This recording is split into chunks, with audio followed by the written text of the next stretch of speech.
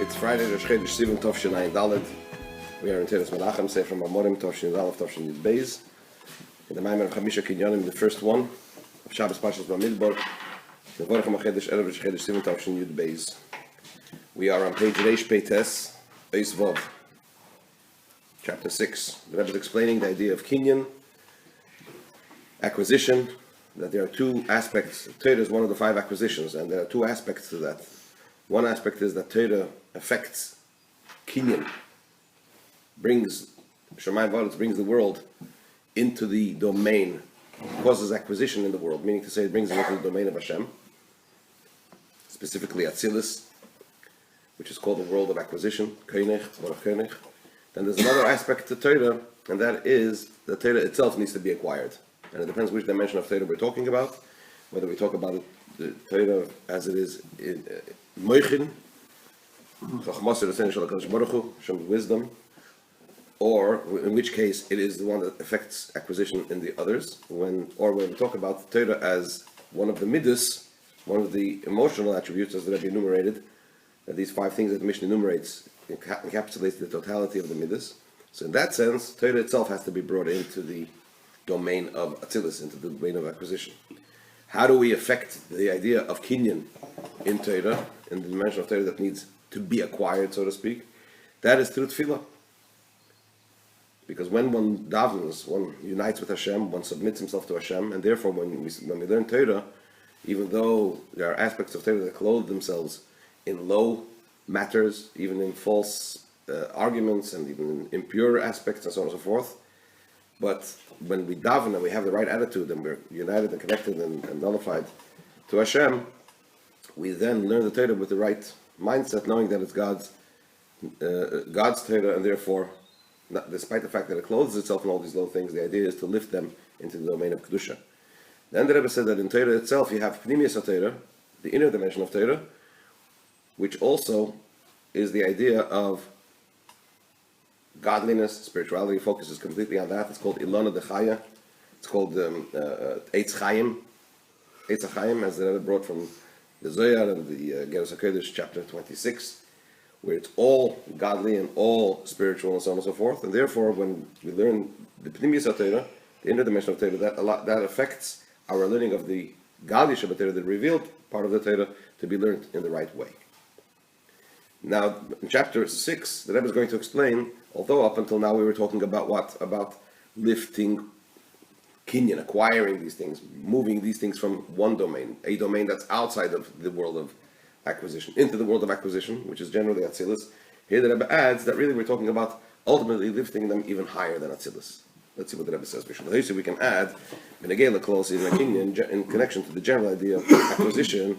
The option is Ilsif Beis Shekoy, for although we explained earlier in chapter 2 that when we speak about the idea of acquisition, it's a reference to lifting whatever needs to be acquired to the realm of Atzilus, the world of emanation, Shezehu Inyan, the Baruch Koinech, which is the idea of blessed is your acquirer, right? And the 4 that are mentioned in Bichas HaCheder, in Kiddush Levana, Baruch Koinech is a reference to Atzilus. So we're speaking to Atzilus. In truth, in truth, it's also a reference. It refers also to affect an elevation into a level which isn't even beyond Atzilus. Why? Because as mentioned earlier, how does one perform the action of a Kinyan? Meshicha. So mentioned before, 2 ways. Well, we're talking about Meshicha, not Kesef. Meshicha, drawing. Okay, it has to be in a public domain. Meshicha doesn't help. It's got to be in a private domain, which is called Rishus HaYachid, a private domain. In this context, the Rebbe is talking about Rishus HaYachid, which is a reference to whom? Yachid is Hashem, the Rishus of Hashem. Now the Rebbe explores what is this expression Yachid, as opposed to Echad. Because to affect the action of a Kinyan, that's through drawing the object or drawing something in to the private domain, in this context meaning Yachid Dafke, specifically the domain of the Yachid, which is generally Hashem, but in more specific definition, when we say Yachid, it refers to a realm which is even beyond the realm of Atzilus. Why? Ki Atzilus hu b'bechinas echad, Shalamata miyachid. Because Atzilus is the idea of echad, one, rather than yachid, the only one. Atzilus is one, yachid is the only one, and yachid is a reference to the levels that are beyond Atzilus. And the Rebbe goes now a bit Kabbalistic and explains what we're talking about. It's such a subtle point, because the Kalim and Atzilus are also given over. So listen, so the Rebbe is going to explain that. That's exactly what the Rebbe is going to explain. The Inyan who, in Yaakov Avinu's interaction with loved one, when he wanted to get the reward for his looking after his sheep, so you remember he separated the sheep, and he only took those that were born ringed, speckled, and striped. Akudim, nekudim, uvrudim. Yeah. Now, of course, just like everything else in the Torah, this is in the simple sense, we're talking about sheep that have ringed, speckled, and striped. But beruchni this refers to very high levels of getlichkeit, right? So let's see how the Rebbe explains that. Now, generally speaking, when we say akudim, nekudim, uvrudim, what is that a reference to? Vrudim is what? I believe is Atzilus. Nekudim, I believe, is Toihu. And Akudim is higher than that. Yeah. Here the Rebbe explains a little differently. Here the Rebbe says, Brudim is Biyah, Nekudim is Tzilus, and Akudim is beyond Atzilus. But let's go inside a little bit. The idea, the difference between Echad and Yachid, the Rebbe says, is known. The difference between one and the only one. When you say one, it means there is a fragmentation of details.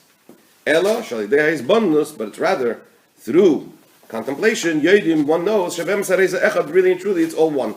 Right? So although it looks like there are fragments, there are details, but really it's one. When we say the only one, it means that there's no fragmentation at all. There's only one. The only one. What does it mean in the context of what we're saying over here? This is also the difference between the realm of emanation, the world of Atzilus, and beyond Atzilus. For Yedua it is known, there are three dimensions, Akudim, Nekudim, Uvrudim. Right? Vrudim, the idea of Vrudim is a reference to what? The stripes, that's a reference to Koyal Elam is Biyah. Right? Because the stripes are very much delineated. Yeah. So that's a reference to the worlds of Bri, Yitzir, Asiyah, Shehem, Be'efin Shel Pirut, Alma de Pruda. They're in a manner of separation, the world of separation. Although within them you also find an aspect of unity, of oneness, and in the footnote 59 he says that they missed. This is not it's not an edited mimus. He says the explanation how you have achdus in a world of separation is missing. They didn't remember exactly what the Rebbe said. We can focus on that in a minute. But let's just go through the akudim, nekudim, vrudim. So vrudim is biyah, right? The stripes is biyah, bri yitzir asiyah, because that's the most piru, the most separation is there. Unekudim, the spotted spots, that's koyal elam atzilus. That's a reference to the realm of atzilus. Olam ha'achdus, which is the world of unity. Because over there, as Harris just said, Hashem and his vivifications are one. He and his vivifications are one. He and his causations are one. Meaning he and his oidus are one. He and the kalim are one. Nonetheless, nevertheless, you're still dividing them. It's not that the oidus and the kalim are the same.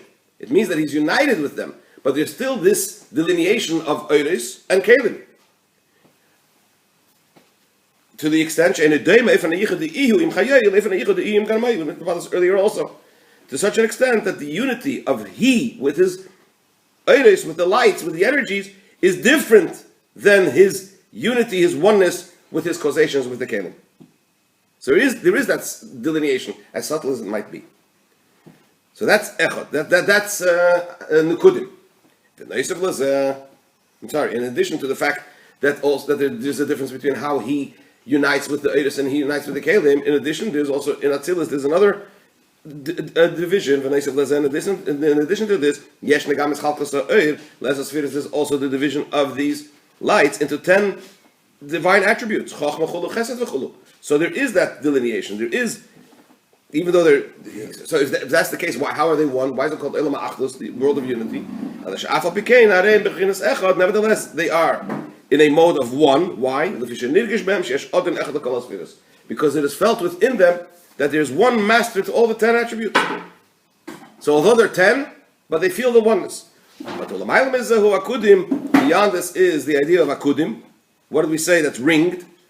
All the lights are included into one vessel. There is no delineation at all, no discernible delineation at all.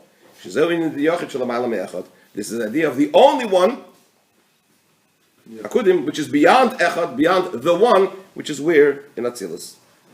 So from this it's understood that the real kinyan, the real acquisition is where? Really moving it into Hashem's domain. Rishus hayochid is where? Not in echad, but even beyond echad, not only into echad, which will be Atzilus, but even beyond, which is Olam ha-akudim. What is the root of the word akudim? Like akeda, tying. Akeda is when you tie the hand and the foot together. Akeda means, you know how they bound Yitzchak? A hand and foot together and a hand and foot together.